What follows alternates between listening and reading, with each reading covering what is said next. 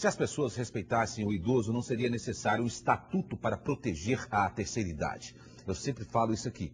Em relação à faixa etária que tem direito à gratuidade no transporte público, há variação de 60 a 65 anos. Por fim, a decisão fica para o poder público local. Para entender melhor a questão, confira a entrevista que Iula Verde fez com a defensora pública Maria Auxiliadora Teixeira. A falta de respeito com o idoso em relação ao transporte público ainda é muito grande. Para falar um pouco sobre isso, eu converso agora com a defensora pública Maria Auxiliadora Teixeira. Dona Maria, explica pra gente em relação a essa falta de respeito. Por onde começa isso? O não cumprimento da legislação? Onde que seria, então, aí a principal causa dessa falta de respeito? Eu acredito o seguinte, que a falta de respeito tem início pela falta de cultura, pela falta de educação. Nós temos uma cultura da falta de respeito para com o idoso, para com as pessoas mais velhas, quando, na verdade, as pessoas mais idosas, as pessoas mais velhas têm muita experiência e muito mais sabedoria para passar para os mais novos. O artigo 230 da Constituição Federal diz que os idosos, as pessoas com 65 anos acima, têm direito ao transporte coletivo gratuito. O Estatuto do Idoso, no artigo 39, diz que entre 60 e 65 anos fica a decisão pelo poder público local. Nessa discussão, nessa controvérsia, a maioria dos estados prefere vem adotando nos 65 anos. Assim é que a Bahia, 65 anos, tem direito a transporte coletivo gratuito, ou seja, também se estende a barco e navio. Essas pessoas, para exercer o seu direito, basta apresentar qualquer documento de identificação. Carteira de identidade, título de eleitor.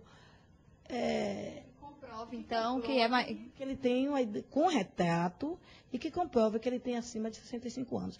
Até mesmo a exigência desse documento, em alguns municípios da Bahia, os idosos têm enfrentado uma dificuldade grande porque eles não aceitam qualquer documento, quando, na verdade, a lei não especifica qual seja o documento. Quanto ao transporte interestadual, há uma previsão legal de reserva de 2 cadeiras por ônibus para pessoas que recebam até 2 salários mínimos. Excedendo, os demais idosos pagam 50%, no mínimo, da passagem. As empresas preferem cobrar 50% e não existe uma fiscalização efetiva a respeito do cumprimento desta lei. Não existe uma transparência, de modo que a sociedade possa cobrar se as empresas de ônibus vêm efetivamente cumprindo essa determinação legal. Porque estabelece a lei que eles têm que provar essa movimentação à Agência Nacional de Transportes Terrestre e Aquaviários. Mas não existe uma transparência. A gente não sabe até quando as informações da empresa estão sendo verídicas. E, de relação ao transporte coletivo, o caso é gritante, porque o fluxo é maior.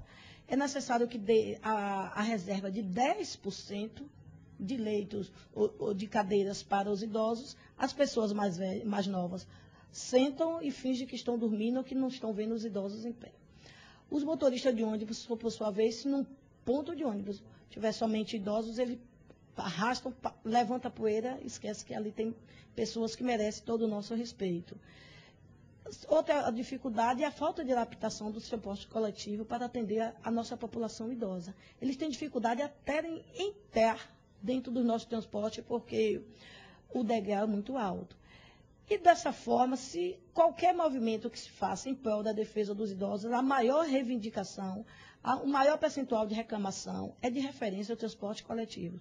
E o que chama a atenção é que todos os poderes públicos têm consciência, porque quando nós fazemos uma audiência pública, quando tem o Dia Nacional de Luta contra Idosos, o que tem de reclamação é preferencialmente de transporte coletivo, mas nenhuma atitude é tomada e a falta de educação continua sendo cultivada.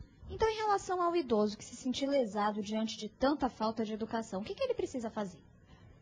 Eu aconselho inicialmente procurar a defensoria. Nós temos um núcleo de proteção à pessoa idosa que funciona na Rua José Duarte, número 56, Tororó. Mas nós temos também Ministério Público, tem Núcleo de Direitos Humanos, tem Conselho Estadual do Idoso, Conselho Municipal do Idoso, entre outros.